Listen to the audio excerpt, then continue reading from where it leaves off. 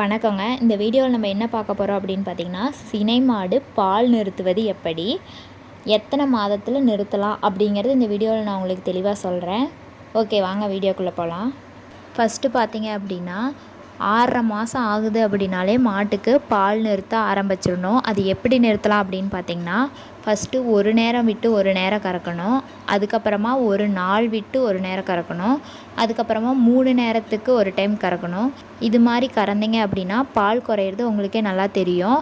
பால் ரொம்ப குறைஞ்சிருச்சு அப்படின்னா நீங்கள் பால் கறக்கிறத ஸ்டாப் பண்ணிடணும். 7 மாதம் ஆகுது அப்படின்னா பால் ஃபுல்லாக ஸ்டாப் பண்ணிடணும், கறக்கக்கூடாது. பால் நிறுத்துகிற இந்த டைமில் பார்த்தீங்க அப்படின்னா மாடுங்களுக்கு பசுந்தீவனத்தோட அளவை குறைச்சி கொடுக்கணும். அதாவது நீங்கள் 3 நேரமும் பசுந்தீவனம் கொடுக்குறீங்களா இருந்தால் அதை குறைச்சி ஒரு நேரமாக கொடுக்கலாம்.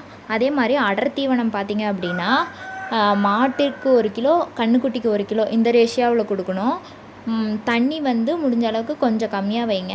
பால் கறவை நாங்கள் நிறுத்திட்டோம் அப்படின்னா நீங்கள் பசுந்தீவனமும் தண்ணியும் எப்பயும் போல் நீங்கள் மாடுங்களுக்கு கொடுக்கலாம். நம்ம 7 மாதம் ஆயிடுச்சு அப்படின்னு சொல்லிட்டு உடனே பால் நிறுத்திட்டு அதுக்கு மேலே கறக்காமல் விட்டுறக்கூடாது. இது மாதிரி படிப்படியாக தான் நிறுத்தணும். நீங்கள் உடனே நிறுத்துனீங்க அப்படின்னா மாட்டுக்கு மடிநோய் பிரச்சனை எல்லாம் வரும்.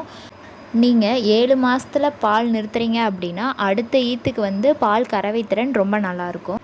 இந்த வீடியோ உங்களுக்கு பயனுள்ளதாக இருக்கும்னு நம்புகிறேன். ஸோ இது மாதிரி பயனுள்ள தகவலை தெரிஞ்சுக்க மறக்காமல் நம்ம சேனலை சப்ஸ்கிரைப் பண்ணிக்கோங்க. தேங்க்யூ.